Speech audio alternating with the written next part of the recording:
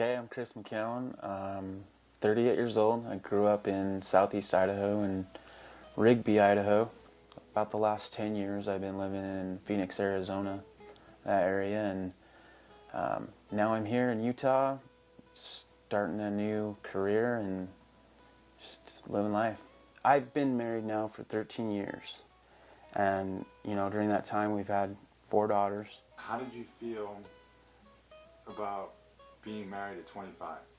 I had known Sheena for about a year before we actually kind of started dating. And I had been working out of town in Atlanta, Georgia for the summer. I was excited to be home, to see familiar places and friends. I was on my way up to my apartment and I saw her car come in my direction. It was this nice summer day, late August. She turned and looked at me and I'm like, I gotta go talk to her. I immediately knew I needed to go talk to her. And we talked and I just knew that we were gonna be dating. Yep. She was the first familiar face I'd seen after that summer away, and it just felt right. And so I had experienced a lot of great success in the 2000s with my business, contracting, construction, building homes mostly. And big hit, mortgage collapse. We had to find another way to make a living. It was kind of important because we had a family started at this point. So we made some drastic moves and bailed out of Idaho and moved to Arizona because there were jobs there. It wasn't careers, it was jobs. And doing a few different things in Arizona, I knew that I needed a career. And that's why I began pursuing this trade of line work. when you decided to seek a new occupation and become a lineman, what do you think the biggest challenge was that you faced?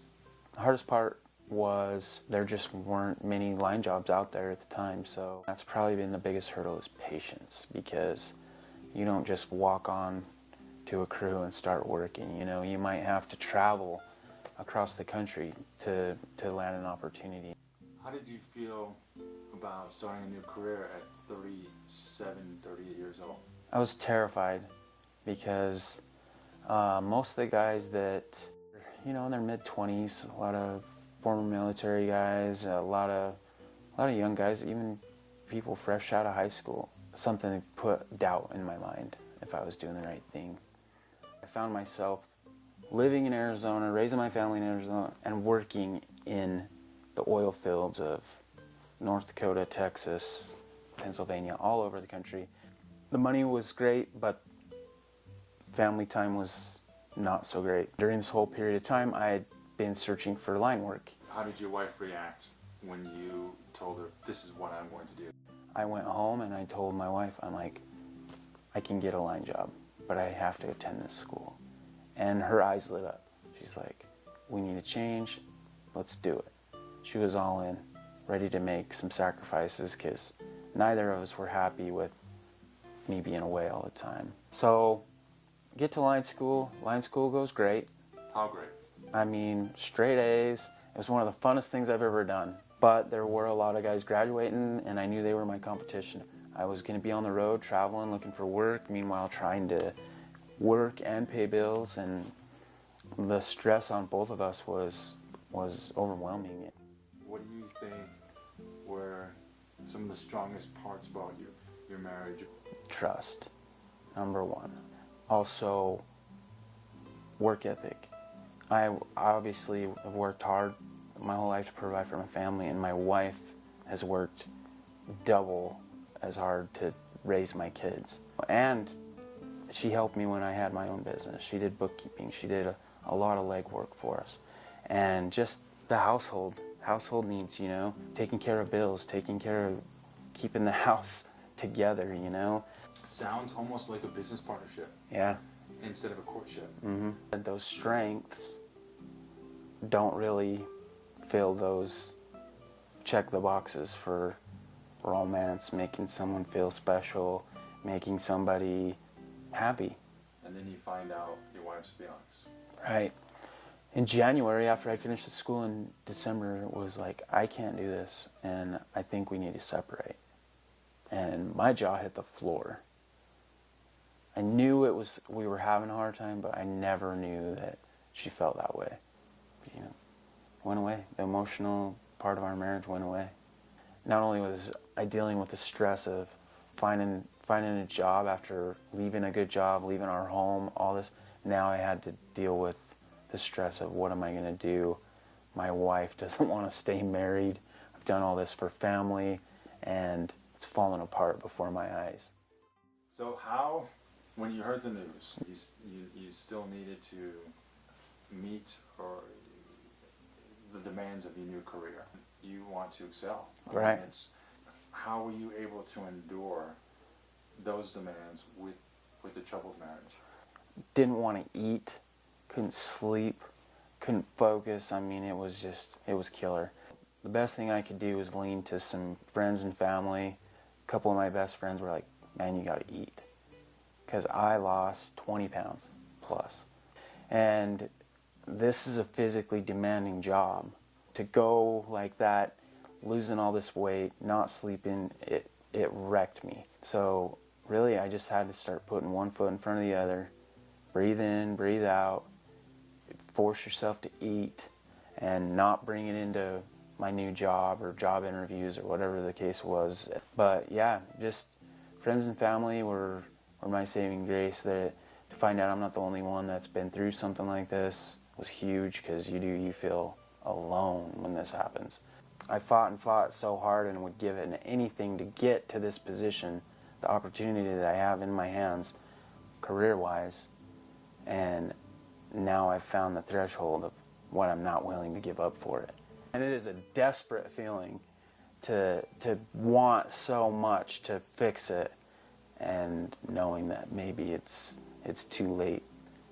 So now I'm like at this crossroads where, do I bag it because I don't want to be a part-time dad, forget the whole career opportunity, go back to building houses or whatever job I can find where my family is, divorced, married, or what, but at least I'll be a present father in my kid's life. It's amazing that I'm able to even consider the idea of walking away from this, but it's shown me how much my family really means to me. All this work and money doesn't matter to me at all. It's my family. And if I can't have my family here, I won't be here. And how do you think adversity challenged you? You know, number one, marriage is not what I thought it was. I thought it was just this castle that you had built around when you put a ring on someone's finger and made some promises that was impermeable to these kind of thoughts that you want a divorce or you want to be with someone else or anything like that. I thought that it was just squared away, something that I didn't have to worry about.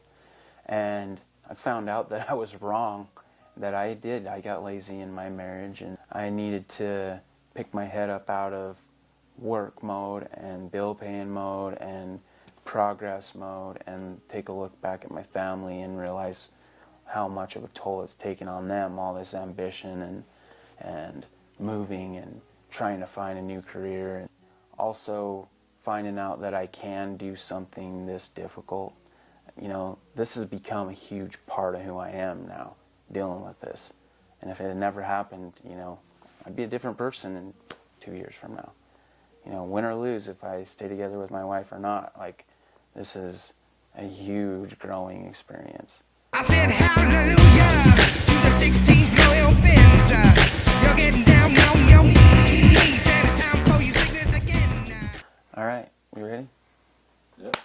Make sure this thing's on silent. B-roll.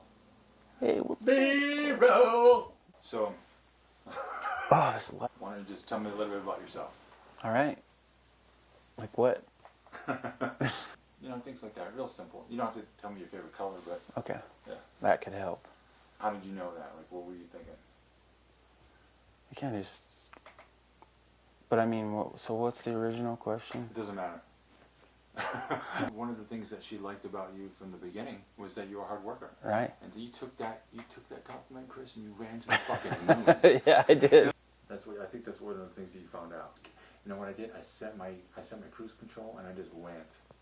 Full speed. Because I was doing 80 miles an hour. I thought I was making progress. Yeah. But, you know, you're Dumb and Dumber. You know, you go the wrong way, you're in Nebraska now. I said hallelujah to the 16th Royal Benz. You're getting down.